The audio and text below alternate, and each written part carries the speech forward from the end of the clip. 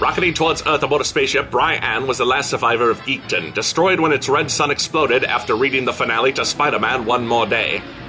Adopted by the billionaire Wayne family, he was sadly orphaned by their brutal murder and screwed out of his vast fortune by his older brother Bruce. This made him incredibly angry.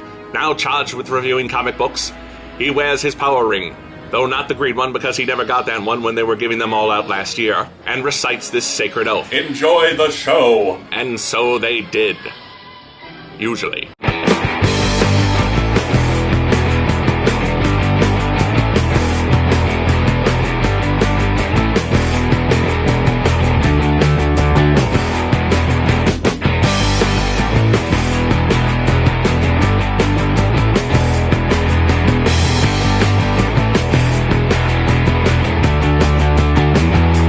Hi everyone, and welcome back to Comic Book Issues. I'm your host, the Last Angry Geek.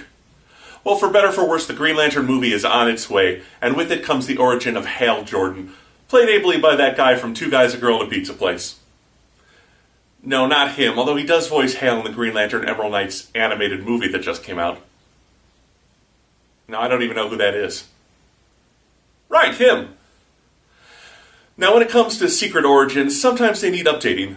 For instance, in the 1960s, when Tony Stark was introduced, he was captured by Vietnamese terrorists. Timely, but it doesn't make much sense nowadays. So when they updated his origin, it became Mid-East terrorists, and that was the origin that was used in the Iron Man movie. Likewise, for a long time, a miniseries called Emerald Dawn was the definitive retelling of Hal's beginnings as the Green Lantern. In Emerald Dawn, Hal's a down-on-his-luck test pilot who just lost his job at Ferris Air. After a drunk driving accident, Hal is taken to the dying Abin Sur, who gives him his power ring, making him Earth's first Green Lantern. Confiding only in his older brother Jack, Hal must deal with his guilt over paralyzing a friend in their car crash, learn about the Corps, and test the limits of his ring as he faces off against the alien that killed Abin Sur, a yellow alien who his ring is powerless against. An exciting story for its time, sure. But when Jeff Johns relaunched the franchise with Green Lantern Rebirth, he recognized it was time to update Hal Jordan for a more modern audience. So, along with his penciler Ivan Rice, he not only set the stage for the upcoming Blackest Night crossover, but gave us a new backstory for Hal Jordan with Secret Origins. We start with a young Hal Jordan watching his test pilot father fly through the sky.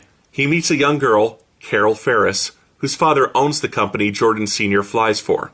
But the plane suffers a critical malfunction, and Hal watches his father crash in a ball of flame. As Hal grows up, he shows off a wild streak, engaging in stunts for no other purpose than to show he can. This puts his mother under terrible stress as she's afraid she'll lose him like she did Hal's father. It also angers his older brother Jack, who tries to be the man of the household, and scares little brother Jim, who doesn't understand why his family is falling apart. At age 18, Hal runs away and joins the Air Force, where he too becomes a test pilot, often pushing planes to their limit and causing numerous crashes. One night, Hal is approached by Jim, who tells him that their mother is dying, but she won't see Hal as long as he's in the Air Force. Unable to bring himself to quit, he punches his CO and is dishonorably discharged. By the time he arrives at the hospital, it's too late. Their mother has died, and Jack blames Hal for her death, the stress of hearing about her son's constant near misses and crashes being too much for her. As Hal realizes how he tore his family apart, we cut to the Green Lantern, Abin Sur, as he interrogates a group of aliens about a prophecy known as the Blackest Night. Ah! The Blackest Night. What could that possibly refer to? A solar eclipse. The cosmic ballet goes on. Does anyone want to switch seats? Aboard a spaceship, Abin flies one of the aliens, Atrocitus, to Earth to further investigate this prophecy. Although he needs no ship to fly in space, Atrocitus has prophesied that Abin's ring will fail him when he needs it the most, so he takes no chances. Back on Earth, Hal works as a mechanic for a family friend, only to find out that that friend has sold his company to Ferris Air. Hal is not happy as he's always blamed Carl Ferris for his father's death. He can't even confront the man, as his daughter, a now grown-up Carol Ferris, is to be the company's new manager. Atrocitus breaks free of the ship as it enters Earth's atmosphere. Abin Sur is forced to pilot it to the ground lest it kill innocent Earthmen, but is fatally wounded in the crash. He orders his ring to find a worthy replacement. Hal is flown to Abin, who, with the dying word Sinestro, bequeaths his ring to Jordan. Hal gets to fly once again and rescues a crashing test pilot. Returning it to the airfield, an ill-timed trip sends Carol into the arms of the mysterious Green Lantern, upsetting a man named Hector Hammond. Hammond proclaims Carol is his girl, but still offers to help Hal try and understand his new ring's powers. Hal declines and flies off, leaving Carol to remind Hector they aren't a couple. She doesn't date employees, and he's only a consultant for her company. Finding a power battery on Aben's ship, Jordan is forcibly transported to Oa, home of the Guardians of the Universe and the headquarters of the Green Lantern Corps. Hal's dropped in the mud in front of the hulking Kilowog, whom Hal quickly realizes is the drill instructor for the Corps. As Hal begins his training, the military takes Hector Hammond to Aben Sur's spaceship, while elsewhere several soldiers are slaughtered by Atrocitus. Hal is introduced to the ring's inability to affect anything yellow, a weakness that no one can explain to him. Meanwhile, one of the Guardians, named Ganthit, secretly asks another Green Lantern to investigate Aben Sur's death with Hal, breaking the rules that Lanterns team up. Sinestro, Aben's former protege, agrees and heads towards Earth. An arrogant Hammond foolishly opens the spaceship's reactor and is exposed to the meteor powering it.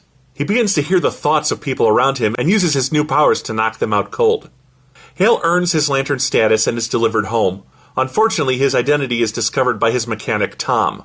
Since he's been gone, almost everyone has quit Ferris rather than work for Carol and her absent father. Hal goes in to quit, but a desperate Carol offers to let him fly again. Knowing no one else will hire him, Hal begrudgingly takes the job. Atrocitus undergoes a strange ceremony using slaughtered humans. The blood on a skull congeals into a name, William Hand, the man who will give birth to the Blackest Night. Hal's first test run ends badly when he crashes into Sinestro. The arrogant Lantern informs Hal that he is the greatest Green Lantern, keeping perfect order in his sector as he uses his ring to rebuild Hal's ship. They plan to meet later, but Hal's return is cut short by the arrival of Hammond, who assaults the airfield. He sees into Hal's mind and recognizes the power he wields. While in Coast City, a young William Hand is stopped by his mother from touching the bodies in his family's morgue, consumed by feelings and desires he can't understand. Oh, we've all been there. Those feelings of wanting to caress dead bodies just means you're becoming a man. A very disturbed man. Hammond also possesses telekinetic powers that he uses to throw Jordan around. Unable to concentrate, Hal and Carol are helpless until Sinestro stops Hector by causing him to black out. A woozy Carol mistakes Sinestro for the Green Lantern she saw earlier, and he flies away with Hal. As Atrocitus builds a device to track down William Hand, Sinestro bonds with Jordan over their mutual desire to understand and overcome the ring's weakness to yellow. Sinestro's presence activates a message in Hal's ring. Aben Sur tells them that he was investigating the Guardians themselves. Before the Green Lanterns, the Guardians kept peace in the universe through the use of robots called Manhunters. But they went berserk and slaughtered an entire sector save for 5 individual aliens. Led by Atrocitus, these 5 have sought a way to get revenge on the Guardians, and using their magics, discovered the power they need exists on Earth. Sinestro realizes Atrocitus is here on Earth looking for this power. At the Hand funeral parlor, the disturbed William comes in to look at another body before Atrocitus bursts in. He chases William into the nearby forest but is stopped by Hal and Sinestro. Atrocitus's wand drains the Green Lantern's rings of their power, leaving both men helpless before the raging alien. Sinestro forces the gung-ho Jordan back before pulling his lantern out of an alternate dimension where it's stored. Both men charge up as Atrocitus chases Hand into a newly dug grave. With a storm whipping around them, the Green Lanterns tackle him, sending him into construction equipment. Just as Atrocitus is about to kill Sinestro with a yellow steam shovel, Hal overcomes the yellow weakness and knocks it out of the monster's hands. Sinestro then finishes off the terrorist alien. Once when I was at the beach, I tried to stop a 10-year-old from hitting his little brother with a toy steam shovel. They teamed up, held me down, and made me eat sand. That won't happen again. I'm a lot bigger than I was 2 years ago. William pockets the alien's divining rod before running away. Sinestro refuses to believe that Hal overcame the yellow vulnerability, causing Hal to lash out at him. Sinestro points out that his bottled-up anger nearly got him killed several times. Hal decides to deal with his issues and has the ring take him to Carl Ferris. Barging into Carol's house, Hal is shocked to find Carl in a hospital bed. Carol admits the stories about him living a playboy's life were a lie. Hal's father was his best friend, and after the plane crash, coupled with the death of Carl's wife, he slowly lost the will to live. Carol admits to a strained relationship to her dad. A spoiled brat who now has given up flying and is running his business in an effort to save something her father once loved. Jordan understands that Carl didn't deserve his hate and lets go of his anger. He apologizes to Carol, and the two reconcile. A fresh start for both. Sinestro congratulates Hale on moving past his issues, but just as he prepares to leave, their rings register that they've passed the time allotted for Sinestro to be in Hale's sector, and announce they will be brought before the Guardians. Facing the tiny blue overseers of the Green Lantern Corps, Hal is at a loss as they demand to know why Sinestro is collaborating with Abin Sur's replacement. Sinestro says it was to capture Atrocitus, but Hal interrupts. He wishes to know why the Green Lanterns have to stay in their assigned sectors. The Guardians claim it's to make the Lanterns stronger, but Hal discards that theory.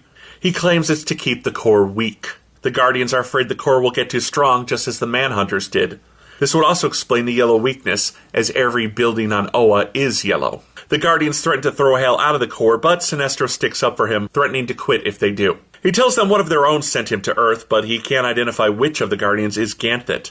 They dismiss the duo to consider what they've heard. On Oa, Hal fails to overcome the yellow weakness again, but promises to find a way to repeat his success. Sinestro goes to return Atrocitus to his prison, telling Hal they will meet again in 1 month to evaluate his progress on Sinestro's home planet, Korugar. Hal returns to Earth to find Tom and Carol have restored his father's old plane. He asks Carol out, but she reminds him she doesn't date employees. Back at the prison of the 5 inversions, Atrocitus and his fellows taunt Sinestro with another prophecy. They tell him his home planet will descend into chaos. Sinestro scoffs at that, but Atrocitus knows his words have had an effect. Finally, Hal goes to visit his brother Jim. Their older brother Jack still refuses to have anything to do with Hal. Hal doesn't blame him, knowing he hasn't been a good brother. He wants to share his secrets with Jim, and shows him the Green Lantern uniform, and presents him with the journal that he's written this story down in. There and back again. A Green Lantern's tale. Where the Green Lantern's heart truly lies is in peace and quiet and good tilled earth. Oh, well, this can wait. So that's the slightly new secret origin of Hal Jordan. Given Jeff Johns' fondness for the character, he really sparked a renaissance for the Green Lantern. In fact, I'd even go so far as to say Green Lantern has surpassed Wonder Woman and is just behind Batman and Superman in his importance to the DC Universe. But what about the story itself? Was Secret Origin a revelation, or should it have remained hidden? I'll admit I had no interest in reading this story, thinking it just a rehash of Emerald Dawn. Then I got a free copy of the first issue at a convention, read it, and was hooked. But looking back at it now, I can see this was the first step in setting up the multiple Lantern Corps that now permeate the DC Universe, and establishing the Blackest Night event. It took Green Lantern from being a book about the Green Lantern of Earth to something that was going to shape and influence the rest of the DC Universe. I have a confession to make. When they first announced Green Lantern Rebirth and that Hal Jordan was coming back as the Green Lantern, I was very much Team Kyle. I'd watched Kyle Rayner inherit a power he didn't want, man up, and become the hero who rebuilt the Corps. To me, Hal was a character defined by his costume. He was just a shallow ladies' man pilot who lucked into his power. He had no depth, and his stories were more often than not defined by how he used his ring and its power to outsmart his enemies. Secret Origin did the impossible. It made me care about Hal Jordan. It starts with the death of his father. It doesn't haunt him like Batman, but it does drive him to extremes. Drives him to prove he's not afraid, even at the cost of his relationship with his family. Hal's so busy proving to himself that he's every bit the man his father was, that he drives away the very people his dad loved most. He spends most of his adult life consumed by guilt and anger, which makes him very sympathetic, and that we can all understand those emotions. Guilt for the way he treated his brothers and abandoning his mother. Anger at Carl Ferris for building the plane that killed his dad. Secret Origin also humanizes the once monstrous Sinestro. Sinestro and Jordan are actually the same person, two men who question why do things have to be the way they are. By making the dead Abin Sur Sinestro's mentor, it affords Sinestro a kinship with the man who inherits Abin's ring. It also makes their struggles against each other in the present more personal. It's no longer about jealousy over Hal replacing Sinestro as the greatest Green Lantern. Instead, when Sinestro takes his need to control chaos too far and imposes a dictatorship on Korugar, he serves as a dark reminder to Hal of what he could become, but strangely never will, because he had Sinestro to mentor him and set him on the right path. It also creates a deeper bond with Carol and Hal that goes beyond mere attraction. Carol is now much more than Hal's love interest. She was the spoiled brat whose selfishness drove a wedge between her and her dad, the woman who's trying to atone for her mistakes as a child by saving her father's legacy. She and Hal have many of the same failings that at first drive them apart, but later bring them together in a more meaningful way. Also, the book is respectful of the past. While current Green Lanterns can overcome the weakness to yellow, it wasn't always that way. The Guardians put a weakness to yellow in their rings so the Green Lanterns could not become all-powerful. In Secret Origin, ironically, it's there because the Guardians don't trust the Corps. The name drop of Ganthet is also a nice touch, as it begins to set him up as the lone free thinker of the original Guardians. The art by Ivan Reis is competent. He's an amazing artist, but for some reason I don't care for his aliens. They look a little too human, and the few non-human aliens he draws only make fleeting appearances. The appearances of Atrocitus and William Hand feel very non-organic, glued onto this story simply to begin the lead-up to the Blackest Night. In the arc that followed this, Hal meets the Red Lantern Corps, led by none other than Atrocitus. And William Hand will become the C-list villain, the Black Hand. He's given a new origin here, with his power wand having been built by Atrocitus, and an obsession with death that would play out in the Blackest Night. Atrocitus at least provides Sinestro with a reason to come to Earth and meet Hal Jordan. Hand, however, is nothing more than bait for Atrocitus. He really brings nothing to Secret Origin. Finally, Hector Hammond. Hector is the villain most closely tied to Hal's origins, as it's Aben Sur's ship that causes him to mutate into a powerful telepath.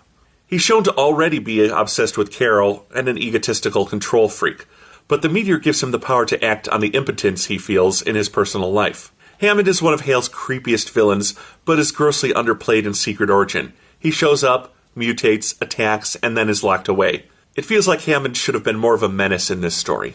Now, as of the writing and filming of this episode, I haven't seen the Green Lantern movie, but I do know that Secret Origin acted as the template for that story. The part of Atrocitus will be replaced with Parallax, the embodiment of fear in the Green Lantern universe, and Hector Hammond should have a larger role, which, as long as it's well acted, I'd relish.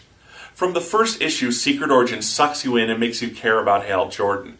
It has good, if not extreme art, and the story does suffer a bit when it's directing its energies to setting up the Blackest Night crossover.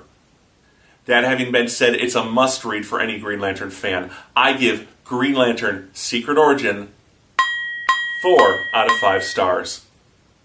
Reminding you that real men wear jewelry, I'm the Last Angry Geek, and I'll see you next time here on Comic Book Issues.